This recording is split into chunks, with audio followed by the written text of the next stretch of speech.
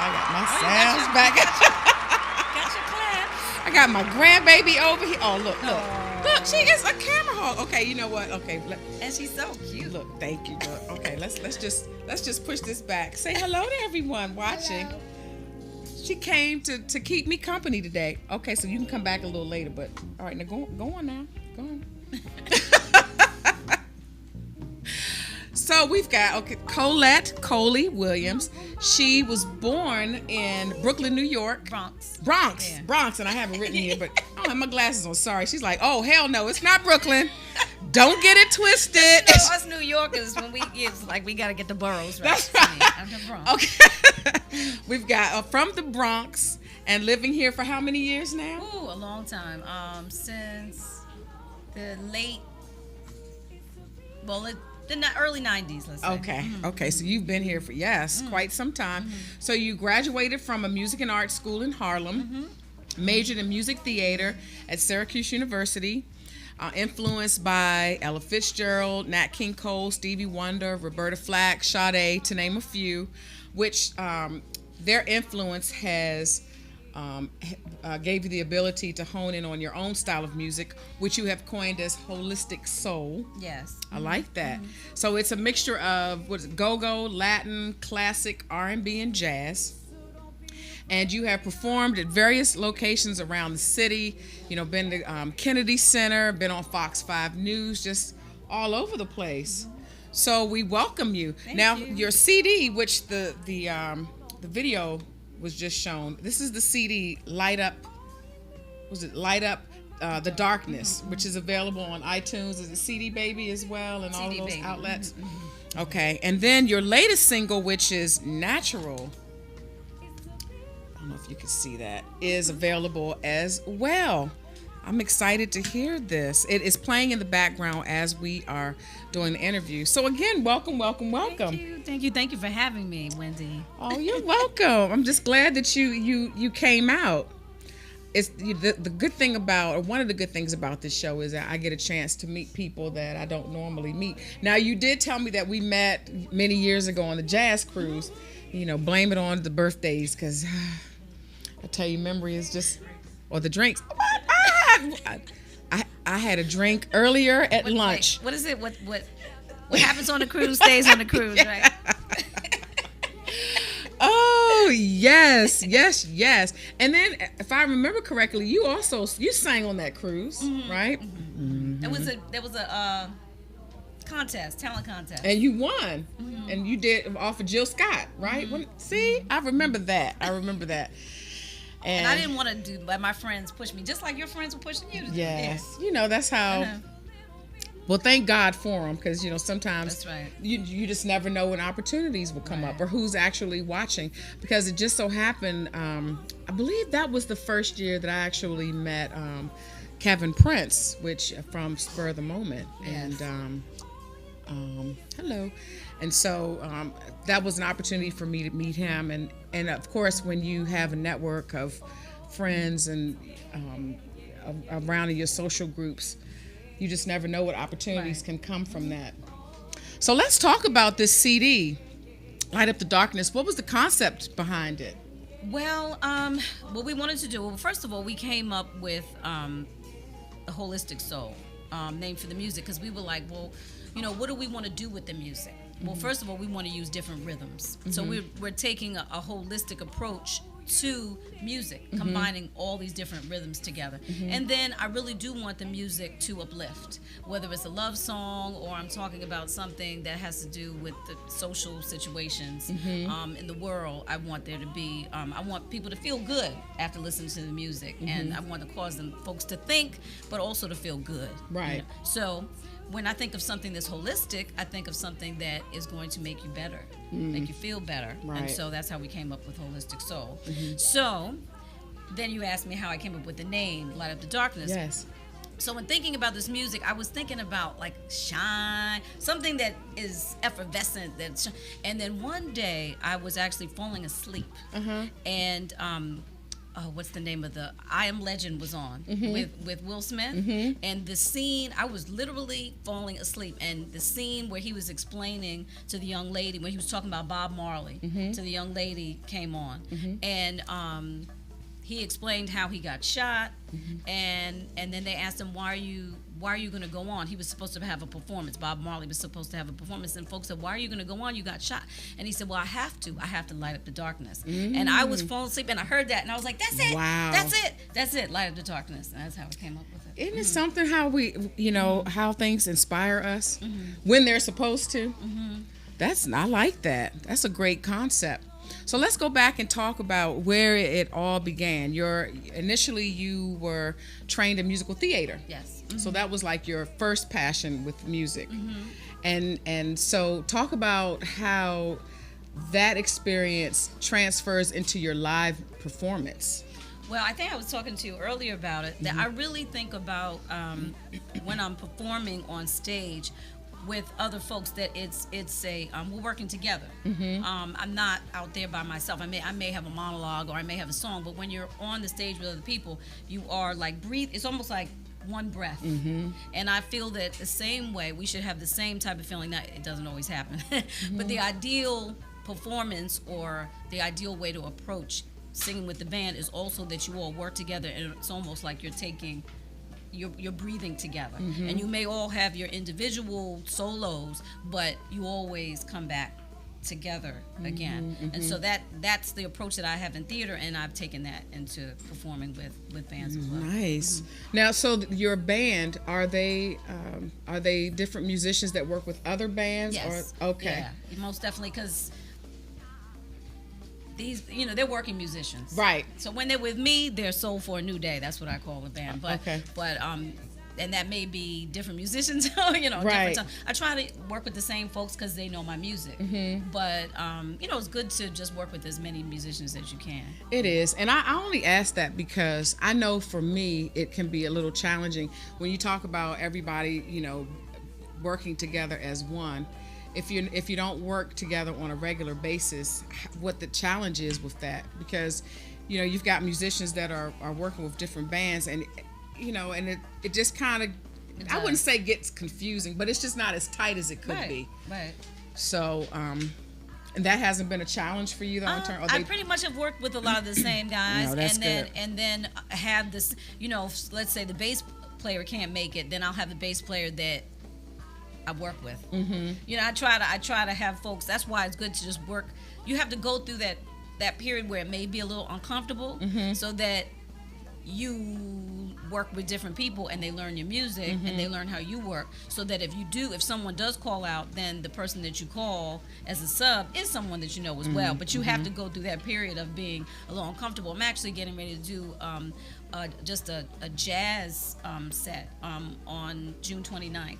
At Vecino's Restaurant, and I will be working, actually most of the musicians I'll be working with at that performance we're relatively new to each other. We have performed, actually all of us have performed together, but we've all never performed. It's different people that I work with all together, so it's a different group, but I'm excited about it. Yeah. Do you still get nervous when you perform? Most definitely. Really? Yeah.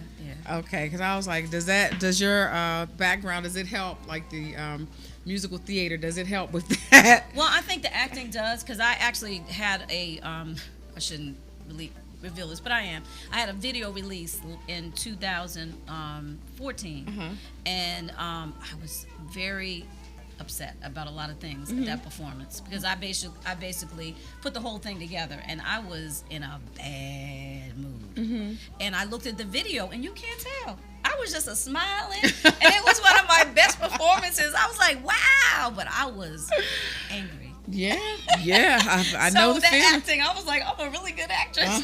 It doesn't show.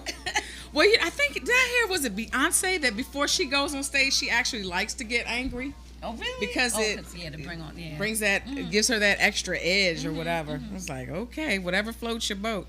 Not me. I would prefer not to, Yeah. That was a challenge, but I was able to do it. Okay. Yeah. Okay. So back to the CD project, did you write most of the lyrics? I wrote the lyrics with a brother named Colie, who's a producer and a writer and a singer as well. And he's actually getting ready to come out with a project soon, a long-awaited project, because he's been working with other people for so long. He decided to do his finally come out with his own stuff.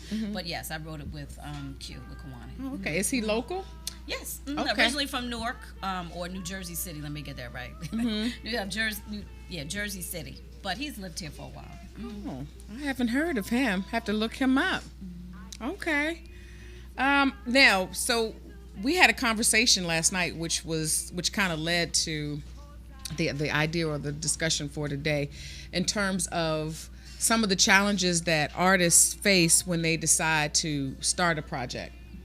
And one of the challenges is funding or raising the money, because it can be very expensive. And you also mentioned, which kudos to you, you use all live instrumentation, which a lot of people are kind of straying away from, and that's a conversation in and of itself. But you had shared some things that that worked for you, and some of the strategies that you used in the crowdfunding. So share some of that with the audience, so that maybe those that are looking for ways to fund their projects may be able to use the advice. We talked about Kickstarter, and what I was telling you is that with Kickstarter, you have to make, let's say if you set your goal for $4,000, that you have to make all that money to get it, to receive it. There are some other fundraising platforms now that you will get whatever you raise. And I would suggest that way, unless you're really sure that you can reach your goal. Unless you really know that you have some target audiences or target groups that will give. And I don't think at the time, when I raised my money, it was 2010, so it was right before the CD released in 2011. I don't think there were as many other platforms for you to raise money. Otherwise, I probably would have chosen one where I would have gotten whatever I raised. Because Kickstarter does make you almost hyperventilate, because you're like, gosh, if I don't, if I get to 3.9, I'm not going to get my money. I have to get to 4. Jeez. So thank God, and I would just recommend that people really think about who do they have that will be willing to donate. And I really do have, as I thought about it, target groups of folks that were willing to step up. So I'm a member of a sorority, Delta Sigma Theta sorority. Matter of fact, it's my anniversary of pledging, Delta anniversary. Shout out to the Deltas. Yes, and to my line sisters, to my Sands. But I have my line sisters, I have my sorors. I have Syracuse. I graduated from Syracuse University. We have a very strong Black and Latino student alum. I have them, and I was telling you, they threw a party for me, and I was able to raise money that way. I have my mom has a strong network of friends, so she called her friends. And matter of fact, I realized, I was like, my mom's gangster, because she was like calling people and saying, don't call, if you haven't given to my daughter, don't call me, But she was able to raise us a substantial amount of money as well. So I had these groups, your co-workers. You have to think about who do you have that will be able to bring this to the table. You have to be very strategic when you do this, because you don't want to waste your time. And now it is easier, because you do have these other platforms where you can raise. You don't have to reach the goal to get the money. But if you're going to go the Kickstarter way, you really have to be strategic about raising the money. Yeah, absolutely. And that is a really good piece of advice, because a lot of times, I've never done it, but I was assuming that people would just create this campaign and then just throw it out into the universe and hope and pray that people contribute. And what I find when I look at some of the campaigns, people aren't really supportive in that way. So I guess when you do, talk to your immediate family and approach them, and the whole idea even of like somebody having a party or something to raise money, I think that's a great idea. And that wasn't actually that was just one of matter of fact, a brother of mine who's a Q, again, that network, that Greek organization network, he said, we're going to throw a party. We have somebody that went to Syracuse that was a DJ. He was playing down at Marvin's, right off of U Street on 14th Street, and he would play down there on a regular. And he said, "Let's have a party there. We'll invite everybody. You sing." I sang acoustic. I had a guitar player. I sang a little bit. They played music. We raised money, and that was great. So would you do it again? I would, but I wouldn't. I didn't want to do it in the first place because I don't like asking for money. If I had to, I would do it again. I might have to try to. I don't know. It's like you don't want to pull on the same folks. Right. So I probably would try to just maybe ask different people because you just don't want to keep pulling from folks, even though they are people who have been extremely supportive, who I could not have done this without. I could not have done it without the support. But looking at, it's one thing to donate or contribute money and you not really see where it goes, or someone puts together, you donate money and somebody puts together something that's just not done 100%, like the best representation of you. And looking at your package, and even the cover, the CDs is beautiful. So you have put a lot of time and effort in making sure that you are represented well.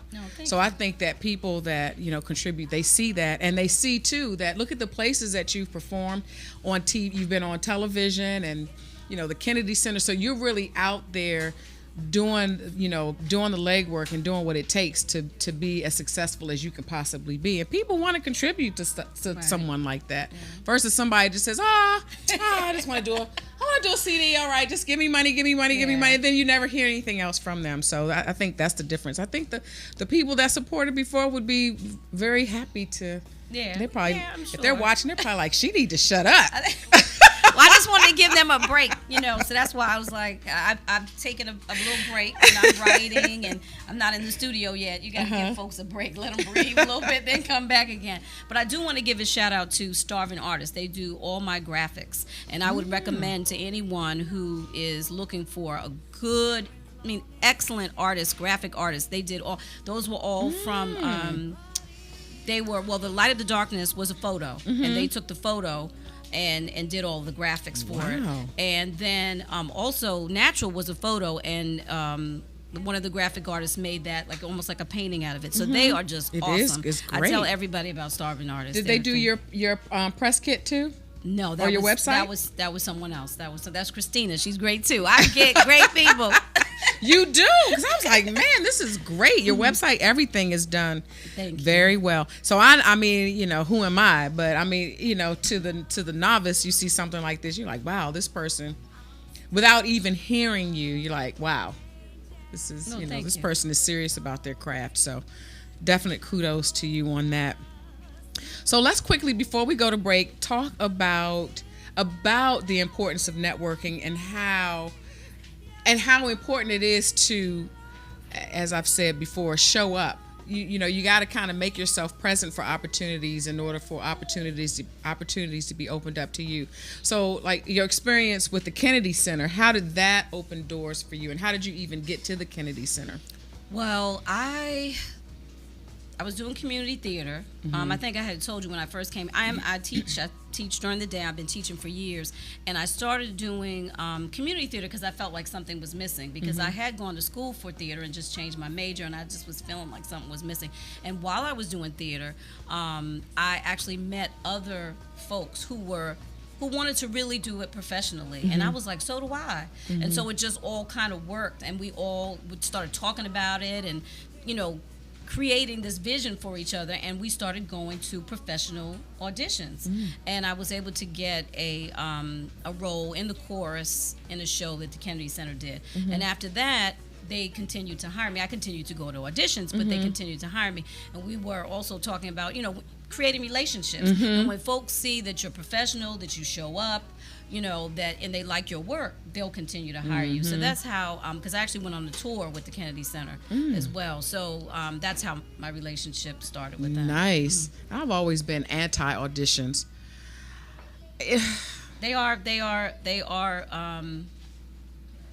They can be nerve-wracking, but my whole thing with auditions, I think it's great for exposure. Like you have the Voice and I know what you those shows. Yeah.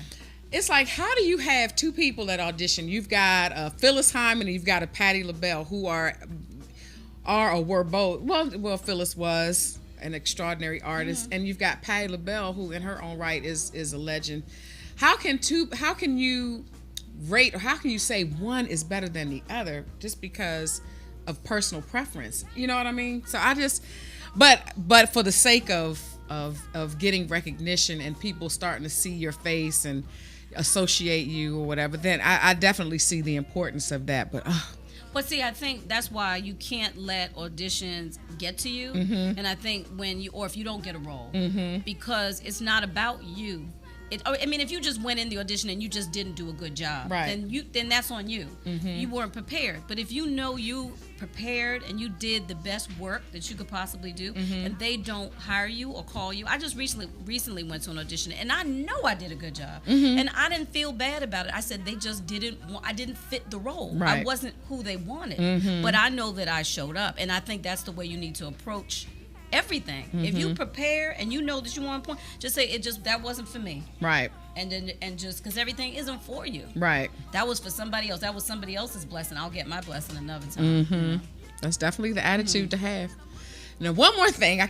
These things keep coming up in my head. We also talked about the importance of management, because you were saying that being connected to a manager led to opportunities as well. Most definitely. And I had the opportunity to interview Kenny Wesley, and he brought a whole nother, I hadn't even thought about this, but he talked about how important it is to have a what is it called?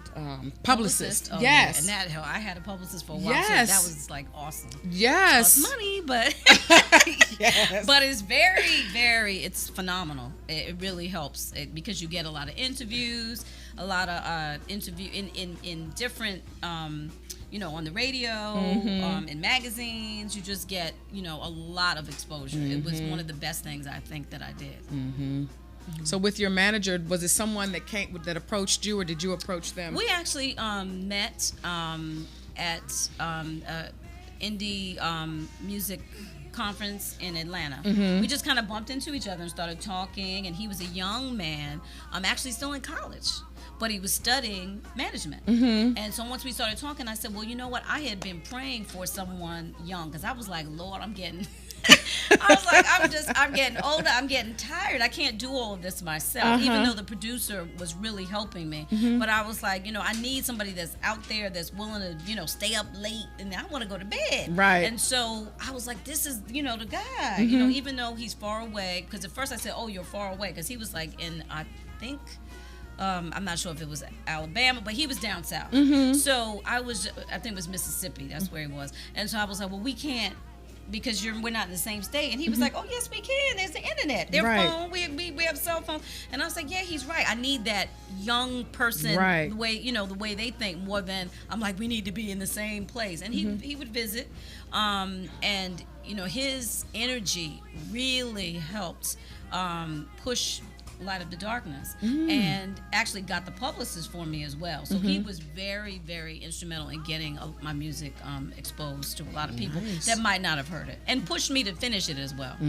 So have you kept up with him throughout the years? Well, we were together for 4 years. 4 years, and then we just had a difference in vision as to where I wanted to go and where he wanted me to go, and so we parted ways. But I wish him the best. He's a very talented young man. Very talented. Okay. Nice. All right, well, we're going to take a quick commercial break, and then we will come back and find out where you will be performing, your future performances, and how people can stay connected. And then that will be it. So stay tuned. We'll be right back.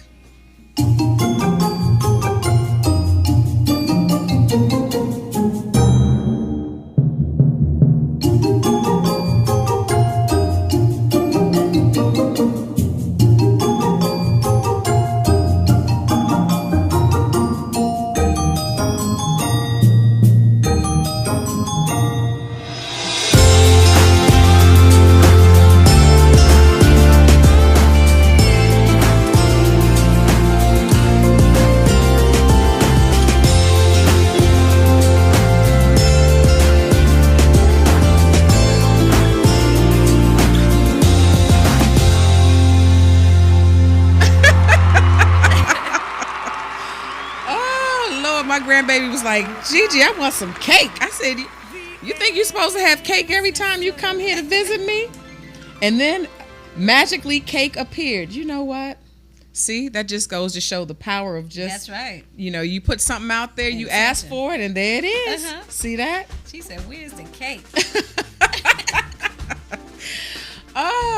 So, okay, tell the viewing audience where your future performances will be. Okay, well, I have actually 2 performances coming up. On May 2nd, I'm actually very involved with an organization called Liberated Muse, and it's founded by a very good friend of mine, Khadijah. Yes, I got to get her on the show. And her artist name, because she always says we always use her full legal name. Her artist name is KZ Moon. Okay, and so shout out. Yes, and she's so that's her organization, Liberated Muse, and we're getting ready to do a sort of, it's not quite dinner theater because it's going to be improvisation, but we will be singing and we will have a piano player, and we're putting on something that we're calling Madame Breezy's Speakeasy. Okay. Madame Breezy's Speakeasy. And so that's going to be at Vecinos on May 2nd. We have 2 shows.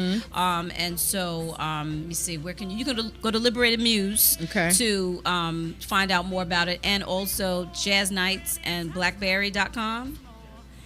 Jazznights.com to find out more and buy your tickets. You can get your tickets now online. They're $20. Okay. All right.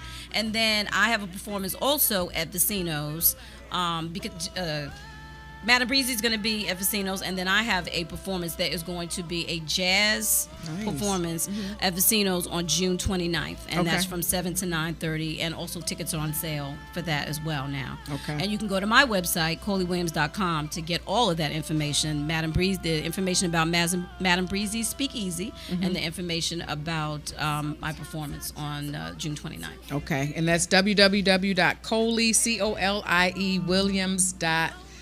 Again, it's a great site. Very well done. Thank you so much. So we are approaching the end of the show, and I like to end the show with set your mind, set your week. It's just a kind of a motivational quote to get you through the week. This week, the quote is, remember, the storm is a good opportunity for the pine and the cypress to show their strength and their stability. And this is by Ho Chi Minh. Hopefully I didn't slaughter his name. So the takeaway from that for me is, what makes this quote inspirational is that it demonstrates no matter what you're going through or obstacles you may face during your storm, when you come out of it, it demonstrates true strength and character. Don't let a storm be an opportunity for an excuse to give up. Continue to press through and you will persevere. And I think that was more so for myself than anything, but hopefully you guys take away from that as well. So we will do a quick hello, hey, Earth Show. Actually, no, we're not going to show my infamous video tonight. I'm just going to end the show and say thank you so much. Thank you to Colie for coming. Thank you so much for having me. You know, we're going to definitely keep posted and updated on your performances. I'll definitely try to make it out as much as I can. I want to check out this. What is it? Vecinos. I've been hearing about that quite a bit here lately. I have to check them out. And want to thank Mike for hanging in there with me tonight. Thank you, broadcast engineer to the stars. Mike. Appreciate you. You know, I've got my daughter and my grandbaby here for some emotional support tonight. Thank y'all for coming. And I'm sorry, your name again? Chad. We're going to get Chad. Chad is a jazz singer extraordinaire. We're going to get Chad on the show soon. You're going to come and sing a song whenever I invite you. He's so cool. See, too bad y'all can. He's like, yeah, you know. Come on out. Thank you guys for watching. We're going to have Kenny Barnes will be on the show next week, and he will perform for the very first time his latest single, which is The Wish. I'm excited about that. A very good friend of mine, an excellent vocalist. Stay tuned for the Earth Show. I will see you guys next week. I appreciate you watching, and make sure you come back and bring friends. Mwah.